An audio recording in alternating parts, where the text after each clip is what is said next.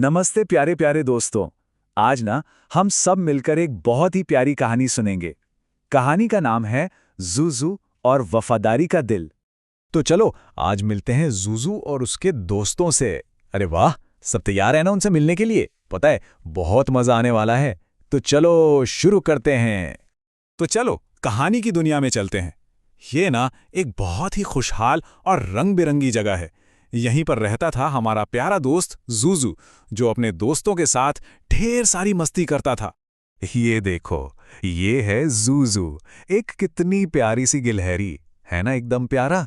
उसके मुलायम नीले नीले बाल हैं और देखो तो उसकी बड़ी बड़ी चमकती हुई आंखें, उनमें ना हमेशा ढेर सारी शरारत और मस्ती भरी रहती है।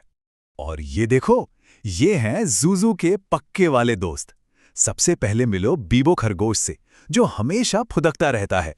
और ये है टीको कछुआ, जो धीरे धीरे चलता है पर बहुत समझदार है। और वो देखो, उछल कूद करने वाला शैतान मीमो बंदर। इन चारों की दोस्ती पता है बहुत ही गहरी थी। जरा उनका खेल का मैदान तो देखो, कितना कितना सुंदर है। यहाँ रंग बिरंगे फूल खिले हैं, ऊंचे ऊंचे झूले हैं और सूरज की प्यारी सी रोशनी सबको चमका रही है। वो सब ना यहीं पर मिलकर खूब हंसते थे और खेलते थे। तो सब दोस्त मिलकर रोज ऐसे ही मजे से खेलते थे। पर फिर पता है क्या हुआ? एक दिन उनकी दोस्ती की परीक्षा लेने के लिए एक छोटी सी मुश्किल आ गई। चलो देखते हैं कि आखिर हुआ क्या। अरे ये देखो तो, खेलते खेलते बेचारे ज़ूज़ू का पैर कीचड़ में फिसल गया और उसके सारे सारे प्यारे शाहबलूत जमीन पर बिखर गए। बीबो और मीमो ने ये सब देखा, पर उनको लगा कि अरे कहीं हमारे कपड़े गंदे ना हो जाएं, और बस इसी डर से वो चुपचाप वहां से चले गए। अब ज़ूज़ू बेचारा बहुत उदास हो गया। उसे बिल्कुल समझ नहीं आया कि उसके दोस्त उसे ऐसे अकेला छोड़कर क्यों चले गए।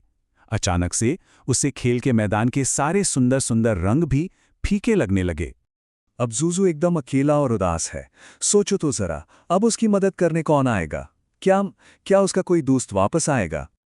लेकिन शायद कोई तो है जो ज़ूज़ू को अकेला नहीं छोड़ेगा। चलो देखते हैं कि इस मुश्किल घड़ी में कौन बनता है ज़ूज़ू का सच्चा दोस्त। अरे वाह, ये देखो, वो रहा टीको कछुआ। वो देखो, धीरे धीरे बिना किसी बात से डरे ज़ूज़ू की तरफ आ रहा है। वाह, कितना बहादुर और कितना अच्छा दोस्त है टीको। टीको ने ना इस बात की जरा भी परवाह नहीं की कि वो कीचड़ से गंदा हो जाएगा। नहीं, उसके लिए तो अपने दोस्त की मदद करना ज्यादा जरूरी था। उसने एक एक करके ज़ूज़ू के सारे शाबलूत उठाने में उसकी मदद की। पता है, यही तो होती है सच्ची दोस्ती। फिर टीको ने ज़ूज़ू की तरफ देखकर प्यार से मुस्कुराया और बोला, दोस्त मुश्किल में छोड़कर नहीं जाते। कितनी प्यारी और सच्ची बात कही है ना टीको ने। तो देखा, सच्ची दोस्ती का मतलब यही होता है। जब भी कोई मुश्किल आए तो अपने दोस्त का हाथ थाम लेना, उसका साथ देना, बिल्कुल वैसे ही जैसे टीको ने ज़ूज़ू का साथ दिया। और पता है, उधर दूर खड़े बीबो और मीमो को भी अब दोस्ती का असली मतलब समझ आने वाला था। चलो देखते हैं कि उनको अपनी गलती का एहसास कैसे हुआ। तभी अचानक से आसमान में काले काले बादल छा गए और जोर जोर से बारिश होने लगी। टप टप टप। सब इधर उधर भागने लगे, पर बीबू और मीमू ने दूर से देखा कि ज़ूज़ू और टीकू तो अभी भी एक साथ हैं। वो बारिश में भी एक दूसरे का ख्याल रख रहे थे। अपने दोस्तों को ऐसे एक साथ देखकर बीबो और मीमो को अपनी गलती समझ में आ गई। उन्हें बहुत बुरा लगा कि वो ज़ूज़ू को अकेला छोड़कर आ गए थे। वो दोनों भागे भागे ज़ूज़ू के पास गए और उससे माफ़ी मांगी। ज़ूज़ू का दिल ना बहुत बड़ा था। उसने तुरंत मुस्कुराकर उन्हें माफ कर दिया और कहा, दोस्ती का मतलब साथ रहना है। मतलब मुश्किलों से भागना नहीं, बल्कि हमेशा एक दूसरे का साथ निभाना। और फिर जो हुआ वो तो किसी जादू से कम नहीं था। उनकी दोस्ती अब पहले से भी ज्यादा पक्की और रंगीन हो गई थी।